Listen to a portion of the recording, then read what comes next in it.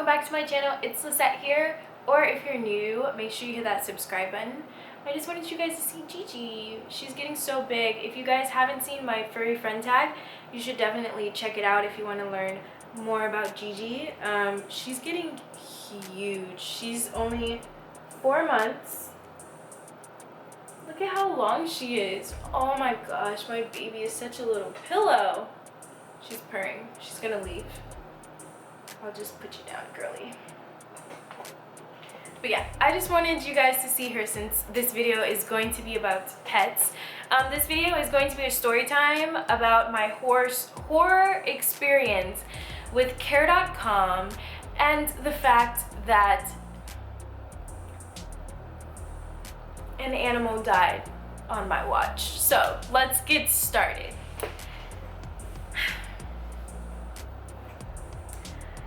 This happened during the school year, I remember, but I believe that it was over a break, maybe like a fall break or something like that, where we get like a Thursday off in the weekend, things like that.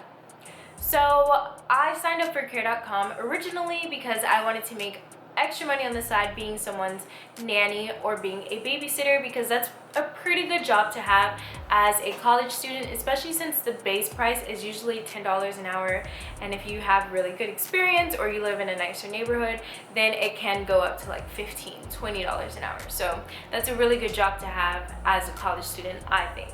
So I got on there, and I believe the first job I got was a person asking me if I would be a pet sitter for her because she was going out of town, because I believe her mother passed away. So both her and her daughter were going out of town for her mother's funeral, and she had several pets that she wanted to be taken care of at her house. So basically house sitting and pet sitting. So I told her I'd be interested, and she asked me if I could come over and if we could have a meeting to see if like the pets vibed with me and everything like that. And I was like, sure, I do not mind. So I drove over there, and it was a long way for me. She lived miles away, maybe like 30 miles or something away from me, but I made the journey. And I made it to her house. She had a very nice house, and I remember it did not smell like a lot of animals live there. You would think, you know, I believe she had 2 dogs and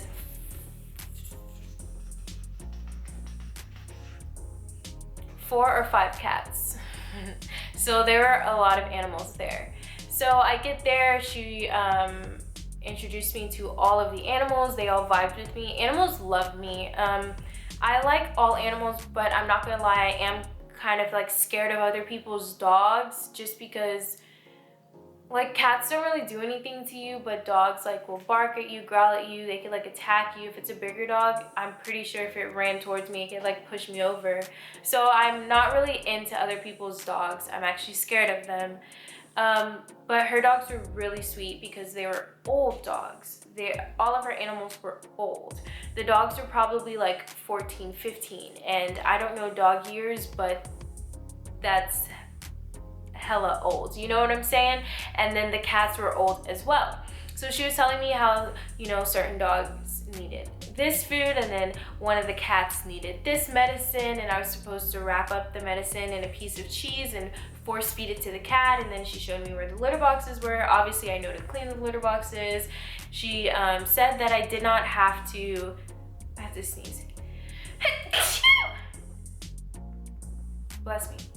She said that I did not have to walk the dogs since they were so old. They didn't go on like actual walks with a leash or anything. She said she just let them outside to the backyard, and that they will alert me when they wanted to come back in, which they did.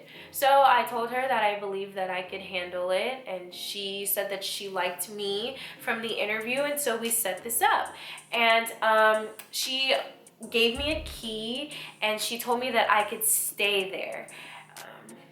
And I believe it was for about 4 days. So I could stay there for 4 days, order pizza, use the TV, stuff like that. Like, she was very chill.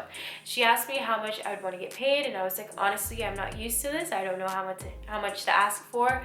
What do you feel like paying? And she told me for the 4 days she was going to pay me. Excuse me, sorry. It's really cold outside in Texas. It's like 39 degrees with like really fast winds, so that it just cuts right through you. So sorry about that. Oh, there's another one.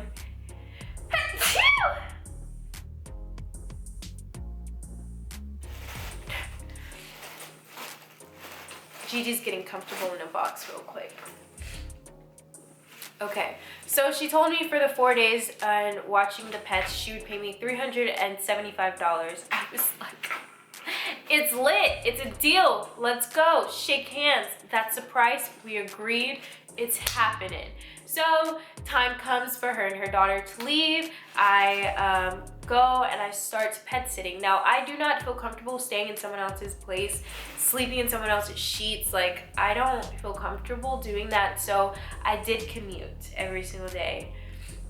I commuted every day, twice a day, because, you know, I had to take the dogs out in the morning. I think it's 7 a.m. and then take them out before they went to bed, and then also make sure I play with all the animals and stuff like that. So I was doing a lot of commuting, but I did not mind because I did not want to stay there. I'm just not comfortable doing that.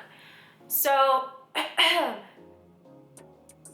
yeah, it was going pretty good. Like, every single day went really fine. All of the animals were so freaking loving. Like, they were too old to have issues. Like, they were over that phase in their life. The dogs were really sweet. The cats were really sweet. The one cat that I had to give medicine to, you know, it was hard because I'm not used to giving medicine to a cat, but I made sure that I did it the way that she said to do. So the night that they were coming home, I wanted to make sure that everything was Gucci. I like vacuumed for her, made sure I cleaned the counter, because, you know, cats like to jump on things, so clean the counter, clean the tabletops. I even cleaned like the window seal, made sure the litter box was out, made sure the dogs were let out, because, you know, obviously if their owner's coming home, you know, older dogs might kind of pee if they get excited. I don't know, I don't own a dog, but I'm just like guessing, so I was like, let me take them out so they don't do that. I don't know. And made sure that like the bowls were clean and filled up, all of that jazz. So I'm going around checking on everything, and one of the cats actually liked to like pee in the tub, so I think I cleaned the tub too for her. And so I'm going around like head checking on everything, and I don't see one of the cats. I flip out. Where's this cat at? I try not to flip out that much because I've had cats before, and cats will hide in the weirdest of places. In the weirdest of places, if they just don't want to be bothered, they'll just go do their own thing. So I was just chilling, like, okay, this cat will emerge whenever she would like to emerge. Well, time came closer for the owners to come, and I was actually really getting worried because I did not see this cat for hours. And I was thinking back, and I was like, you know what? I don't think I've seen this cat since yesterday. That's really weird. So I start looking everywhere, under beds, behind TVs, in the shower, and I went in the lady's closet, in the closet, in her daughter's room, and like all these different bathrooms. I tried looking everywhere and I could not find a cat. And then something told me to look behind the couch. So I look behind the couch and I see the cat. And at first, I didn't think anything of it because cats, like I said, hide in unusual places. So I was like, oh, she could just be like chilling back there. And then I took my phone. I had an iPhone at the time. I took my iPhone and I shined the light and I looked at the cat, and I did not see its body moving from breathing. So that's when I realized that the cat was dead. And I think I screamed because that's horrible. Oh my gosh, I have 0 minutes. Oh my gosh, I'm running out of space. Okay, so I screamed, and then I called the lady and I let her know, like, oh no, I texted her because she was on the plane. I was like, I have something serious to tell you. As soon as they landed, she called me. She was like, what's going on? And I let her know, like, your cat is dead. And she was like, oh my gosh, I'm rushing over. So her and her daughter came over, and they were screaming and crying the whole time, like, ah, and then they started blaming me, like, why'd you let this happen? And I was like, I did not do anything, and like, I'm so sorry that this happened, blah, blah, blah. Long story short, she took $75 off my pay, so I only got paid $300. And she said that she took the $75 so that way she could take the cat to the doctor, so that way she can get an autopsy to see what the real reason of death was, because she believed I killed her cat. I was like, okay, whatever you have to do. I got out of there because that was their moment. They were acting very hysterical. Okay, sorry, my camera died. I hope it finished where I left off. But anyways, I did not want them to lash out on me because excuse me, usually if someone's upset, you know, they'll kind of say things that they don't want to say. So I got out of there and I didn't text the lady back. And you know, I kind of wondered what happened, what was the real reason for the cat. Well, she kind of texted me once and was like, we know that you killed our cat, blah blah blah. And I just texted back respectfully, like, I'm so sorry that your cat passed away, but I did everything that you told me to. I'm really sorry for like your loss. So a couple of weeks after that, she texted me and she apologized for the way that they acted and for that text message that she sent afterwards. And she let me know that they did get an autopsy and that the doctor said that the pet passed away from natural causes. I believe the cat was like 12, 15 years old, which is a long time for a cat to live anyways. And she said that she already knew that her cat was having problems and acting different before she left, but she really needed to go to her mom's funeral, so she had to leave her, and that they just lashed out on me because they wished that they could have been there when she passed away. And I just told her, like, look, I completely understand. I've owned pets before. I'm, again, sorry for your loss, and I like take your apology.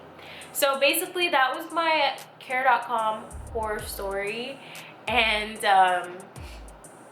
how I killed a cat, or I was there when a cat passed away. So yeah, it was really sad. I've never seen an animal pass away, so I don't want my little Gigi to pass away. I know it'd be very sad when that happens. But yeah, so that's my story. Give this video a thumbs up or a thumbs down, whichever one floats your boat. And again, make sure you hit that subscribe button. Leave me some comments down below on if something like this has ever happened to you. I hope not, but you know, the world's a big place, so maybe it could have. And I'll see you guys in my next video. Bye!